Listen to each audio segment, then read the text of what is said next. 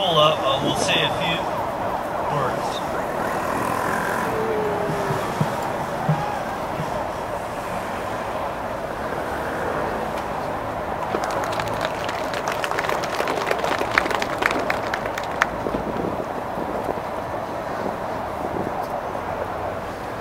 General E. Pilsio, Major General Robert Williamson, Chairman Kim Regin, and especially veterans of the Korean War. Thank you for inviting me to speak at the 60th anniversary of General Walton H. Walker's passing. It is an honor to be part of this ceremony. General Walker was an important American military leader at a time in our history when we needed men with his character, love of country, and iron will to fight enemies of freedom and democracy.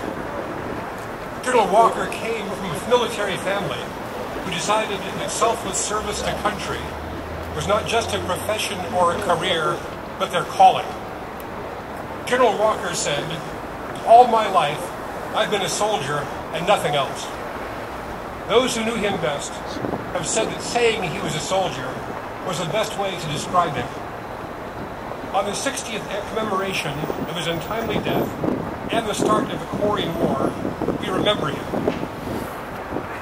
Although General Walker's Busan perimeter defense might not be as well known around the world as General MacArthur's Incheon landing, Koreans know the vital role that General Walker played in preserving the Republic of Korea during those perilous months along the Namdo River. On December 19th, 1950, President Syngman Rhee personally confirmed the Korean order of military affairs to General Walker. 4 days later, the world would learn of General Walker's unexpected death. On the morning of December 23rd, 1950, General Walker was traveling in his Jeep to perform work that he loved very much, visiting troops and presenting awards. For General Walker, this particular visit stood out because he was on his way to award a Silver Star to a young captain of the 19th Infantry Regiment, his son, Sam S. Walker. While he was on his way to the ceremony, General Walker was involved in a tragic accident when his Jeep was struck head-on by a truck. The violent collision threw the general from his vehicle, and he was pronounced dead at the field hospital 1 hour later. For his son, Captain Sam Walker, the day changed dramatically from one of celebrating his award for bravery to having to begin preparations to escort his father on the long journey back home. Captain Walker escorted his father's body to Japan on the Walker home to be with his mother. A private funeral was held there on December 30th. On the next day, the family flew to Fort Myer, Virginia, and General Walter H. Walker was buried in Arlington National Cemetery.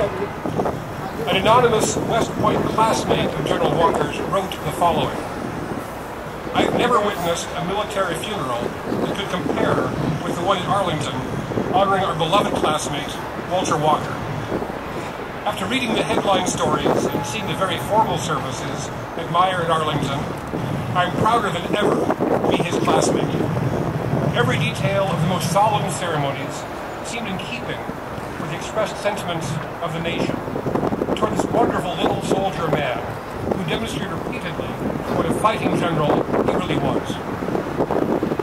This is how history remembers General Walker, as a soldier who did his duty with honor to his country. The memory of General Walker has been kept alive in large measure through the efforts of Chairman Kim Regin. Chairman Kim has worked for decades to ensure that General Walker's heroism and death here in Korea will be remembered for generations to come. The Walker family has been very grateful for his singular dedication to General Walker's memory. Every year, Chairman Kim puts together a modest memorial to honor General Walker. He founded the Memorial Foundation for the late U.S. Army General Walter H. Walker to honor his memory. This is my first time at this ceremony, and I'm greatly touched by the effort and care of Chairman Kim's foundation. I've had the great honor of meeting American veterans who've returned to Korea for the first time since their combat tours in Korea almost 6 decades ago. They are touched and moved by the generosity of the Korean people, their kindness, and their respect. I've heard many veterans say that coming to Korea after all these years and seeing the prosperity and freedom in this country have proven to them that the war was worth the sacrifice. They found comfort in knowing that they did their duty despite the hardships they endured and the sacrifice of being separated from family and friends. I think General Walker would share those sentiments. He came to Korea to defend the freedom of a country that many Americans had never heard of, but he never wavered in that country's cause.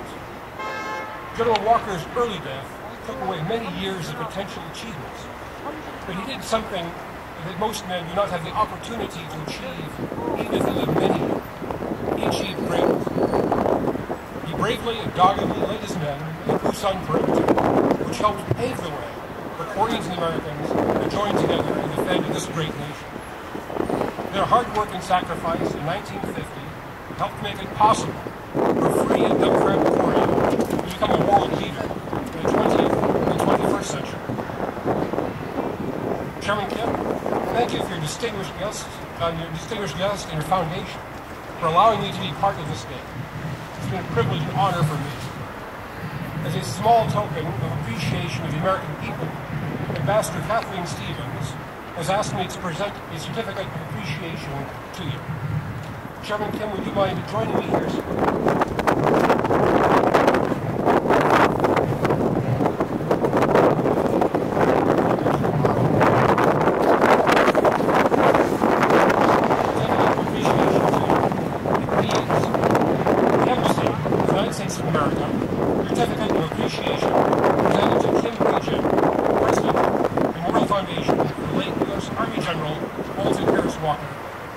Gratitude for his true dedication, selfless service, an honored member of General Walton Harris Walker for 60 years.